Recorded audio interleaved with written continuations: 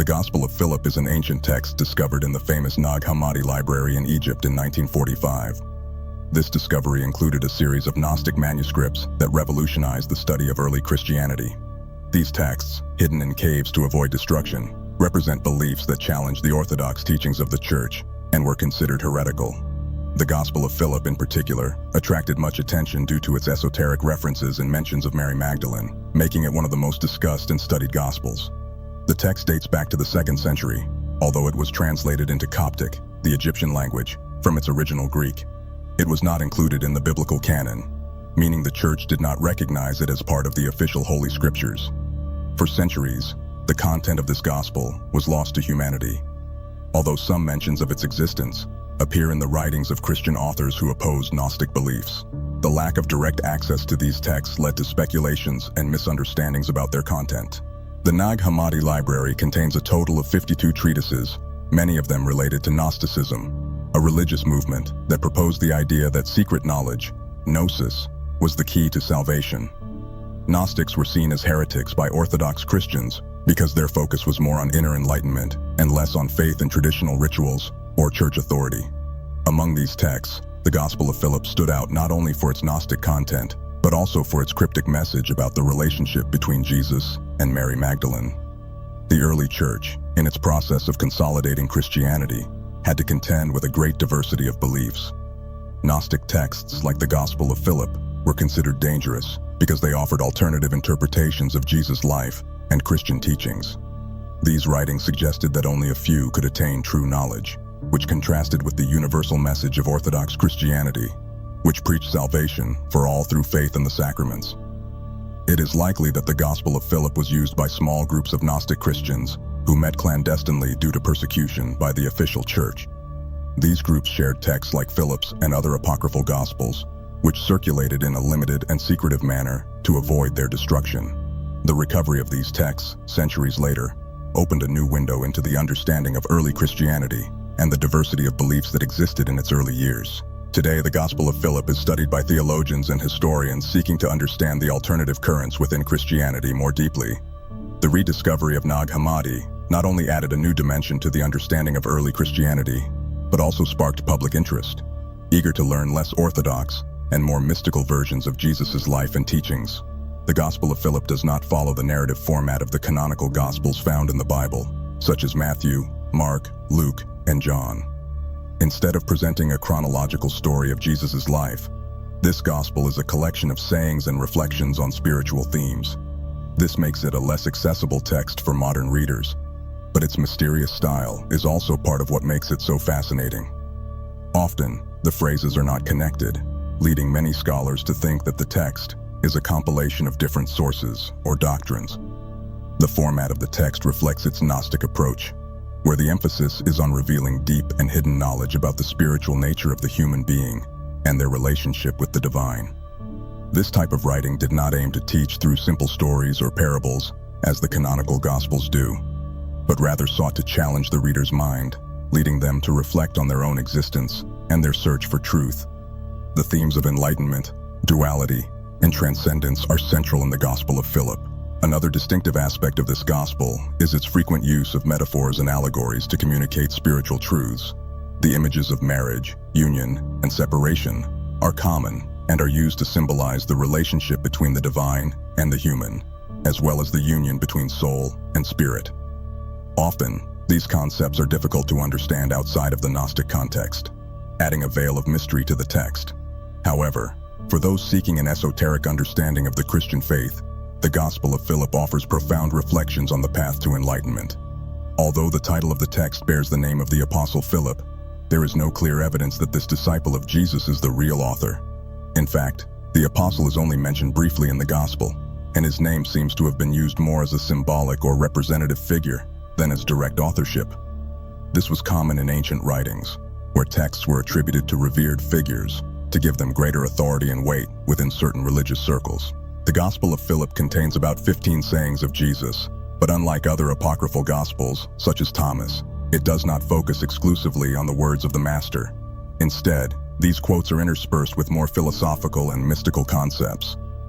The sayings of Jesus in this Gospel are not necessarily parables, but more abstract reflections that seem intended for those who already have an advanced understanding of gnosis. This structure reinforces the idea that this gospel was addressed to a specific and select audience. The fragmented nature of the Gospel of Philip has made it difficult to study and understand. Some scholars suggest that the text, as we know it, is a compilation of quotes and teachings that accumulated over time, possibly from different Gnostic sources. Despite this complexity, or perhaps because of it, the Gospel remains a fascinating enigma that challenges traditional notions of Christianity and raises questions about access to spiritual knowledge. One of the most controversial and discussed aspects of the Gospel of Philip is the role played by Mary Magdalene. In the canonical Gospels, Mary is mentioned as a follower of Jesus, but her role is generally secondary and often misunderstood as that of a repentant sinner. However, in the Gospel of Philip, she is described as a central figure, Jesus' closest companion. The text suggests a special relationship between the two, something that has generated much controversy in interpreting Mary's role in Christian history. The Gospel of Philip uses the word companion to refer to Mary Magdalene, which has been interpreted in various ways. Some scholars suggest that this word implies an intimate, perhaps even romantic or marital relationship between Jesus and Mary. The text explicitly mentions that Jesus loved her more than the other disciples and that he often kissed her. This passage has been the subject of much speculation, especially since the last word of the phrase, which would indicate where he kissed her, is incomplete in the manuscript. Many proponents of the theory that Jesus and Mary Magdalene had a relationship beyond the Platonic have used this passage from the Gospel of Philip as one of their main pieces of evidence. However, other scholars argue that the kiss described in the text should not be interpreted literally, but as a symbol of spiritual transmission. In Gnostic traditions, kisses and other physical gestures were often used as metaphors to indicate the transfer of knowledge or spiritual power, suggesting that the relationship between Jesus and Mary may have been more of a teacher-disciple relationship. The portrayal of Mary Magdalene in this gospel is surprisingly progressive, especially when compared to other Christian texts. She is not a secondary figure, but the principal disciple who seems to have received special and deeper teachings from Jesus. This aspect also appears in other Gnostic texts, such as the Gospel of Mary, where she plays a similar role as leader and transmitter of spiritual knowledge. The relationship between Mary and Jesus in these texts challenges the dominant patriarchal narrative of early Christianity. The fact that Mary Magdalene is portrayed as such a close companion of Jesus has been interpreted by some as a threat to the patriarchal structure of the early church. Instead of being just a faithful follower, Mary appears as an equal, perhaps even superior to the other disciples in terms of her relationship with Jesus. This idea contradicts the traditions that have kept women in subordinate roles within Christianity, and suggests that in some Gnostic circles, women played a much more important role in the transmission of spiritual knowledge. Today, the role of Mary Magdalene remains a topic of debate both inside and outside academia. Some see her as a misunderstood and marginalized figure, while others view her as a symbol of hidden wisdom and spiritual power. In the Gospel of Philip, Mary represents a special connection with Jesus that goes beyond the conventional, inviting readers to reconsider the dynamics of gender and authority in the early Christian communities. This more complex and elevated portrayal of Mary has resonated in popular culture, inspiring everything from novels to theories about her true role in Jesus' life. Gnosis, or esoteric knowledge, is the central axis of the Gospel of Philip and many other Gnostic texts. This knowledge is not merely intellectual understanding, but a direct experience of the divine that transforms the individual.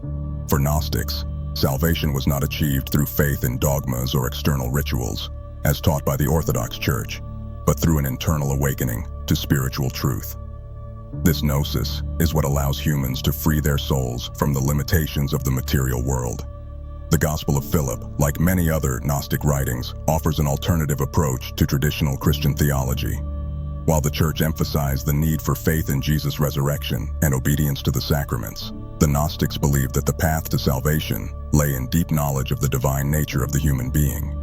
In the Gospel of Philip, this knowledge is the key to transcending the duality of the material world and achieving unity with the divine. One of the main messages of the Gospel of Philip is that the material world is an illusion that must be transcended. Humans are trapped in a cycle of ignorance and suffering because they do not understand their true spiritual nature. Gnosis offers a way out of this prison by revealing that the human soul is part of the divine and can return to its heavenly origin. This vision strongly contrasts with the more literal view of salvation in Orthodox Christianity, where salvation is achieved through Jesus' death and resurrection. The concept of gnosis in the Gospel of Philip is also closely related to the idea of union. The text speaks of the need to unite the masculine and feminine, the spiritual and the material, to achieve completeness. This union is not only symbolic, but represents the reconciliation of all dualities that exist in the world. In this sense, gnosis not only offers knowledge, but also the ability to integrate opposing aspects of existence into a harmonious whole. The Gnostics, including the authors of the Gospel of Philip, saw Jesus not only as a teacher, but as the revealer of gnosis. For them, the crucifixion and resurrection were not the central events of salvation, but his teaching and revelation of hidden truths. According to the Gospel of Philip, Jesus came to show the way to spiritual knowledge and the liberation of the soul, and those who received this special teaching were the true followers, not those who simply saw him as an atoning sacrifice. This emphasis on gnosis as the path to salvation offers a much more mystical and personal view of Christianity. The Gospel of Philip, like other Gnostic texts, focuses on the direct experience of the divine, rather than adherence to external rules or dogmas. For the Gnostics, the quest for truth was an individual journey, and only those who attained gnosis could truly be free. This message continues to resonate today, attracting those who seek deeper and more personalized spirituality. One of the key themes in the Gospel of Philip is the inherent duality in the material world and the need to transcend it. This gospel presents the world as a place divided into oppositions: light and darkness, life and death, male and female. For the Gnostics, these dualities are a source of suffering and ignorance, as they keep humans trapped in a material illusion. Salvation, according to this text, lies in the reunification of these polarities and the restoration of the original unity. The Gospel of Philip suggests that, in their original state, humans were whole beings, not divided into male and female. However, with the fall into the material world, this unity was broken, leading to separation and death. Salvation, therefore, involves a return to that primordial unity, which is symbolically expressed in the union of the masculine and feminine. This union is not only physical, but also spiritual, and is essential for understanding the nature of redemption in this gospel. The separation between the masculine and feminine is just one example of the many dualities that the Gospel of Philip seeks to transcend. It also speaks of the difference between body and spirit, flesh and soul, and the need to overcome these divisions to achieve fullness. The material world, according to the Gnostics, is a trap, and only by understanding and uniting these dualities can one escape from it. In this sense, the Gospel offers a deeply mystical view of life, where salvation is attained through the reconciliation of opposites. One of the most powerful symbols used in the Gospel of Philip to represent this unification is marriage. The text repeatedly speaks of the need to unite man and woman, not only on a physical level, but also on a deeper spiritual level. This union symbolizes the restoration of the original harmony between soul and spirit. The bridal chamber, mentioned several times in the text, represents this sacred space where the reunification of opposites and spiritual ascension occur. The unification of dualities in the Gospel of Philip is not limited only to the union of genders or body and soul, but also encompasses good and evil, high and low, visible and invisible. The text promotes the idea that only those who can see beyond these divisions can attain true knowledge and spiritual freedom. For the Gnostics, the material world is full of deceptions, and the task of the spiritual seeker is to unravel these deceptions to find the truth that underlies them. By transcending duality, humans can return to their divine origin, according to the Gospel of Philip. This process of reunification is both an internal journey and a mystical experience. Gnosis, or the deep knowledge of truth, is the vehicle that allows this transformation, leading the individual to a state of spiritual perfection. By reconciling the dualities of existence, humans become one with the divine, thus achieving true salvation. The bridal chamber is one of the most intriguing and esoteric concepts in the Gospel of Philip. In the text, it is mentioned as the place where the mystical union between masculine and feminine occurs on a spiritual level. This chamber should not be interpreted literally, but as a symbolic space where spiritual fullness is achieved. The reference to the bridal chamber suggests a rite or state of consciousness that leads the individual to integration and awakening to their true spiritual nature. For the Gnostics, spiritual marriage was the purest representation of the union between soul and spirit. The bridal chamber, in this sense, symbolizes the consummation of that divine union, a state of enlightenment where the divisions between body and soul, masculine and feminine, are overcome. It is a return to the original state of unity that existed before the fall into the material world. Thus, marriage is not only between two people, but between the individual and their inner divinity. The Gospel of Philip compares this union to the Holy of Holies in the Temple of Jerusalem, the most sacred place where only the high priest could enter. This suggests that the bridal chamber is the highest space within the spiritual experience, the place where the divine and human meet and merge. It is the final stage of the Gnostic spiritual journey, a place reserved for those who have attained true knowledge and freed themselves from the chains of the material world. Furthermore, spiritual marriage, as described in the Gospel of Philip, is not limited to the physical or emotional dimension. It is a cosmic union between the soul and the Holy Spirit, a process that involves spiritual baptism and the transformation of consciousness. The idea of marriage is used to describe a deep intimacy, not only between individuals, but between humanity and the divine. It is a metaphor for spiritual rebirth and the reintegration of the self with its heavenly origin. The bridal chamber has also been interpreted by some as a reference to possible rituals practiced by the Gnostics, suggesting the existence of secret ceremonies. Enemies of Gnosticism, such as Irenaeus of Lyon, accused these groups of conducting sexual rituals as part of their spiritual practice. However, many modern scholars interpret these references as symbolic and spiritual rather than literal, seeing the bridal chamber as a metaphor for mystical union with God. Ultimately, the bridal chamber in the Gospel of Philip is the culmination of the spiritual journey. It is the space where redemption and reunification with the divine are achieved. Those who enter the bridal chamber are no longer part of the material world. They have been transformed by knowledge and light. This symbolism remains powerful, suggesting that salvation is not just a future event, but an experience that can be attained in this life through gnosis and spiritual integration. The Gospel of Philip presents a vision of Jesus that aligns with the Docetic doctrine, a belief that holds that Jesus did not have a real physical body, but only appeared to be human. According to this view, Christ was completely divine, and his human form was an illusion designed to communicate with humans. This belief contrasts deeply with traditional Christian theology, which affirms Jesus' full humanity and divinity. In the context of the Gospel of Philip, Docetism reinforces the idea that matter is illusory and only the spirit is real. The text describes Jesus as a being who adapts to the perception of those who look at him. To the great, he appears as great. To the small, as small. To the angels, as an angel. And to humans, as a human. This passage suggests that Jesus had the ability to modify his appearance according to the spiritual capacity of those who saw him, reinforcing the idea that his true essence was not of this world. This concept resonates with Gnostic doctrine, which views the material world as a prison and divine beings as entities that transcend this reality. The implication that Jesus only seemed human, but was not actually so, also has important theological consequences. If Jesus did not suffer physically, as Docetism suggests, then his crucifixion and death on the cross take on a more symbolic than literal meaning. For the Gnostics, what mattered was not Jesus' physical sacrifice, but the spiritual teachings he imparted, which could liberate humans from the material world. This completely shifts the focus of redemption compared to conventional Christian theology. Docetism in the Gospel of Philip also underscores the separation between the material and spiritual worlds. Gnostics believed that the human body was a corrupt prison and that the individual's true being was their divine soul. Jesus, by not being truly human, was not limited by the flesh, making him a perfect teacher to guide souls toward their liberation. His presence on earth was more an act of compassion to help humans remember their heavenly origin. Additionally, this Docetic approach minimizes Jesus' physical suffering in favor of an emphasis on his spiritual teaching.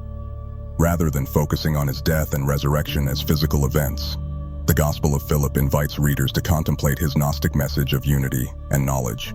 Jesus becomes an example of how to transcend the limitations of the body and achieve divinity through knowledge and spiritual union with the divine. It is a much more mystical view of his role as Savior. This Docetic viewpoint was one of the reasons why the Orthodox Church condemned Gnosticism as heresy. By denying Jesus' full humanity, Docetism undermined Christianity's central theology about incarnation and redemption. However, in texts like the Gospel of Philip, this view finds its place as a powerful spiritual interpretation that highlights the soul's transcendence and the illusory nature of the physical world. For the Gnostics, true redemption did not lie in physical events, but in the revelation of divine knowledge. The Gospel of Philip offers a critical view of traditional Christian rituals, such as baptism and the Eucharist. For the authors of this text, these rites, if not understood from a deeper spiritual perspective, are of no value and are mere empty formalities. The text emphasizes that true salvation cannot be obtained through external actions, but through knowledge, gnosis, and internal transformation. This critique is directed at the practices established by the Orthodox Church, which based much of its structure on sacramental rituals. The Gnostics believed that rituals only had power when understood in their true esoteric meaning. Baptism, for example, should not be seen simply as an act of physical or symbolic cleansing, but as a profound spiritual transformation that connected the individual with the divine. In the Gospel of Philip, it is mentioned that Jesus did everything in a mystery, suggesting that visible rituals were only the external manifestation of a much deeper spiritual reality that only the initiated could fully comprehend. The text even suggests that Orthodox Christians who interpreted the sacraments literally were wrong and blind to the true nature of these acts. For the Gnostics, the literal interpretation of sacramental rituals was a trap that prevented believers from reaching spiritual enlightenment. In this sense, the Gospel of Philip not only criticizes external ritual practice, but also denounces the ignorance of those who blindly follow these rituals without understanding their true purpose. The reference to the mysteries in the Gospel of Philip also implies that rituals, when understood and practiced correctly, can lead to a transformative spiritual experience. However, these mysteries can only be revealed to those who have attained a higher level of spiritual consciousness. This spiritual elitism, characteristic of Gnostic teachings, contrasts with the more inclusive vision of Orthodox Christianity, which taught that all believers could participate in the sacraments and receive divine grace. The Eucharist, another key sacrament of Christianity, is also reinterpreted in the Gospel of Philip. While in traditional Christian theology, the Eucharist refers to the body and blood of Christ, in this Gospel, it is presented as a symbolic act that transcends the physical ritual. The true Eucharist, according to the text, is the feeding of the Spirit through divine knowledge. Instead of focusing on bread and wine as physical elements, the Gospel of Philip suggests that spiritual food is what truly nourishes the soul. In the end, the Gospel of Philip presents a radical vision of Christian rituals, which strongly contrasts with church orthodoxy. While sacraments are essential in traditional Christianity, in this text, they become mere symbols that must be transcended through spiritual understanding. The Gnostics believed that only those who possessed gnosis, or secret knowledge, could fully participate in spiritual life, and that rituals without that understanding offered no real salvation. This critique of empty rituals continues to resonate today, especially among those seeking deeper and more personal spirituality. Gnostic cosmology, which separates the material world from the spiritual, plays a central role in the Gospel of Philip. The Gnostics believed that the material world was created by a lesser being, the demiurge, and that this world was corrupted and imperfect. The Gospel of Philip reflects this belief by describing the physical world as a place of error and corruption, from which souls need to be freed. For the Gnostics, the creation of the world was not the work of the true God, but of an entity acting in ignorance, creating an imperfect reality, full of suffering. This Gnostic concept of a defective material world is one of the main reasons why Gnostic texts were considered heretical by the early church.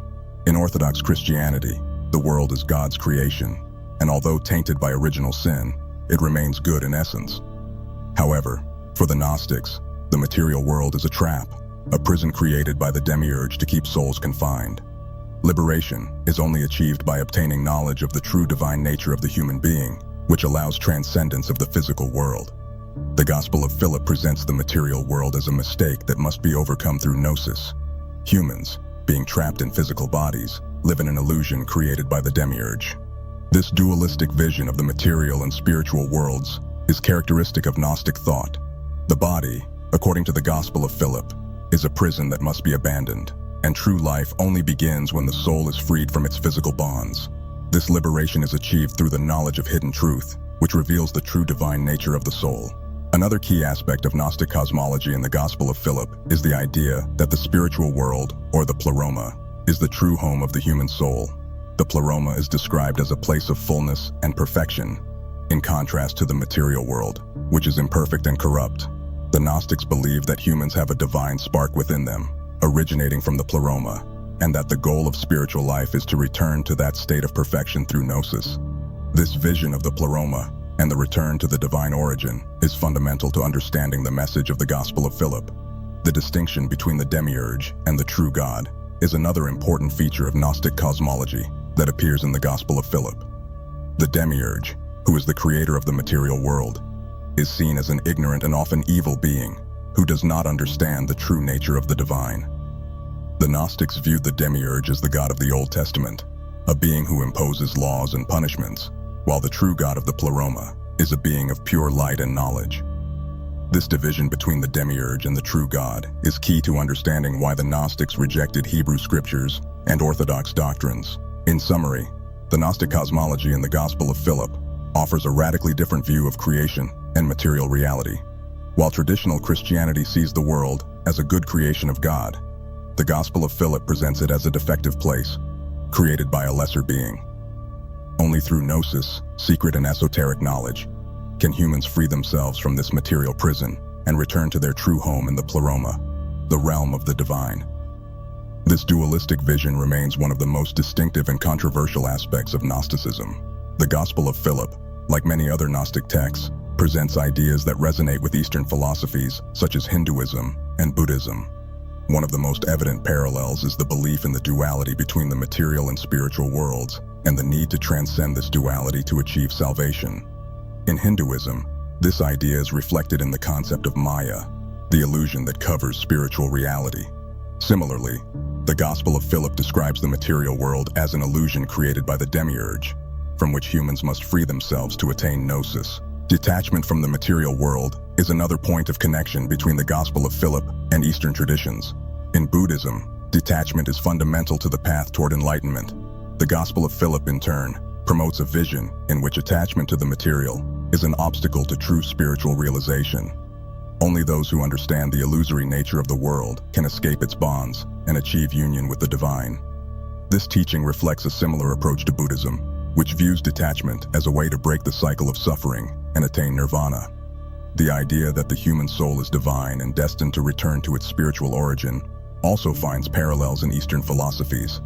In Hinduism, the Atman, or individual soul, is considered a spark of Brahman, the ultimate reality. The Gospel of Philip teaches that the human soul comes from the pleroma, the realm of the divine, and that its destiny is to return to that place of fullness. Both traditions, though different in detail, share the belief in a cycle of return to the divine origin, achieved through knowledge and spiritual realization. The concept of karma, present in Hinduism and Buddhism, also resonates in the Gospel of Philip. Although the text does not directly mention karma, its emphasis on actions and their spiritual consequences aligns with this belief. The Gospel of Philip suggests that our actions in the material world can either darken or enlighten our soul, and that only by understanding the truth can we break the cycle of error and suffering. Similarly, in Eastern traditions, karma represents the law of cause and effect, guiding the soul's destiny through multiple lives. The path to spiritual liberation in the Gospel of Philip also shares similarities with the teachings of Eastern philosophies on enlightenment. Just as in Buddhism, where enlightenment is achieved through detachment and meditation, the Gospel of Philip proposes that deep knowledge, or gnosis, is the key to escaping the cycle of material illusion. The union of the masculine and feminine, mentioned in the Gospel, can also be seen as a metaphor similar to the integration of opposites in Taoism, where harmony between yin and yang is essential for cosmic balance. Ultimately, the Gospel of Philip, while deeply rooted in the context of early Christianity, offers a spiritual vision that transcends cultural boundaries. Its teachings on duality, detachment, enlightenment, and divine union find echoes in Eastern traditions, suggesting an interconnectedness of spiritual ideas in various parts of the ancient world. These parallels invite reflection on the possibility of universal spiritual wisdom, present in multiple traditions, seeking to reveal the hidden truths of existence and the divine nature of humanity. One of the most controversial and discussed passages in the Gospel of Philip is the one that mentions the kiss between Jesus and Mary Magdalene. This passage has led to numerous interpretations, many of which have been influenced by popular culture, such as in the case of the Da Vinci Code. The text mentions that Jesus loved Mary more than the other disciples and kissed her frequently, leading some to interpret this gesture as a sign of a romantic relationship between the two. However, within the Gnostic context, the kiss has a much deeper and symbolic meaning. In Gnostic traditions, the kiss was not just a physical gesture of affection, but a symbol of spiritual transmission. Kissing on the mouth represented the transfer of divine knowledge, gnosis, from teacher to disciple. In this sense, the kiss between Jesus and Mary Magdalene could be understood as a metaphor for how Jesus bestowed special and profound knowledge upon Mary that he did not share with the others. Mary, in this context, becomes the privileged recipient of Jesus' esoteric teachings, elevating her above the other disciples. The passage in question has been the subject of debate among scholars due to the absence of a key word in the original manuscript. The text says that Jesus kissed Mary on her, and the final word is missing, leaving open the interpretation of whether the kiss was on the mouth, the cheek, or somewhere else. Despite this gap in the text, many have chosen to interpret the kiss as a symbolic gesture rather than a physical one. In the Gnostic context, the kiss carries a profound spiritual meaning that goes beyond any romantic or sexual implication. The Gospel of Philip is not the only Gnostic text that suggests a special relationship between Jesus and Mary Magdalene.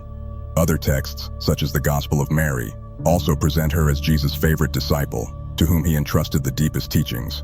In this sense, the kiss between the two can be seen as a symbolic representation of their spiritual closeness, and Mary's role as the bearer of esoteric knowledge. For the Gnostics, such symbolic gestures were common in the transmission of wisdom. The symbolism of the kiss is also related to the idea of spiritual union. The Gospel of Philip repeatedly mentions the importance of the union between the masculine and feminine, and the kiss is a physical manifestation of that union. However, beyond the physical, the kiss represents the union of the soul with the divine, the fusion of the human with the spiritual. In this context, the kiss between Jesus and Mary symbolizes not only a special relationship between the two, but also the union of their souls in divine knowledge. In summary, the kiss in the Gospel of Philip is a multifaceted symbol that goes beyond literal interpretations. Instead of being a mere romantic gesture, it represents the transmission of gnosis, the divine knowledge that frees the soul from the material world. Mary Magdalene, as the recipient of this knowledge, assumes a central role in the transmission of Jesus' teachings, challenging traditional narratives about her role in Christian history. This symbolism of the kiss continues to fascinate scholars and readers, suggesting a deep connection between knowledge, spiritual intimacy, and salvation. Although the Gospel of Philip was rediscovered in the 20th century, its influence on modern culture has been notable. This text, along with other apocryphal Gospels such as Thomas and Mary, has captured the public's imagination due to its radically different approach to the figure of Jesus and his relationship with Mary Magdalene. In particular, the mention of the kiss between Jesus and Mary has generated great interest, especially after the publication of novels like The Da Vinci Code, which popularized the idea of a romantic relationship between the two. The portrayal of Mary Magdalene as a central figure in the Gospel of Philip has been especially powerful for those seeking to re-examine the role of women in Christian history. In the canonical Gospels, the role of women, including Mary, is generally secondary. However, in texts like the Gospel of Philip, Mary is portrayed as a spiritual leader, an equal to the male apostles, and in some cases, even superior to them in terms of her understanding of Jesus' teachings. This portrayal has resonated particularly in contemporary feminist and spiritual movements. The Gospel of Philip has also influenced how the diversity of early Christianity is perceived. For centuries, the Church presented a monolithic narrative about the origins of Christianity, but the rediscovery of texts like Philip's has revealed that there were multiple currents of thought in the early centuries of the faith. These texts show a much more diverse and complex Christianity, where ideas about salvation, knowledge, and the nature of Jesus varied significantly between different groups. This has led to a re-evaluation of what it means to be Christian, and how orthodoxy prevailed over other interpretations. The connection between the Gospel of Philip and Gnostic spirituality has also found resonance in modern spiritual currents, seeking a more mystical and personal experience of the divine. For many, Gnosticism offers an alternative to more institutionalized forms of religion, emphasizing the individual's quest for knowledge and direct experience of the divine. The Gospel of Philip, with its focus on gnosis and spiritual union, continues to inspire those seeking a more esoteric way of understanding Christian faith and spirituality in general. In addition to its impact on religious and spiritual fields, the Gospel of Philip has had a broader cultural influence. Its mention in works of fiction, documentaries, and academic debates has led the general public to become interested in the apocryphal Gospels and the history of early Christianity. This interest has contributed to a resurgence of curiosity about ancient texts and the search for alternative versions of Jesus' story. In this sense, the Gospel of Philip has helped keep the discussion of non-canonical texts alive and their relevance in the contemporary world. Ultimately, the legacy of the Gospel of Philip lives on in modern culture, not just as a historical document, but as a source of spiritual and cultural inspiration. Its alternative vision of Jesus, Mary Magdalene, and salvation has challenged traditional narratives and opened new avenues of interpretation. Although not part of the biblical canon, the Gospel of Philip remains a relevant text that invites its readers to question established beliefs and explore the depths of spiritual knowledge.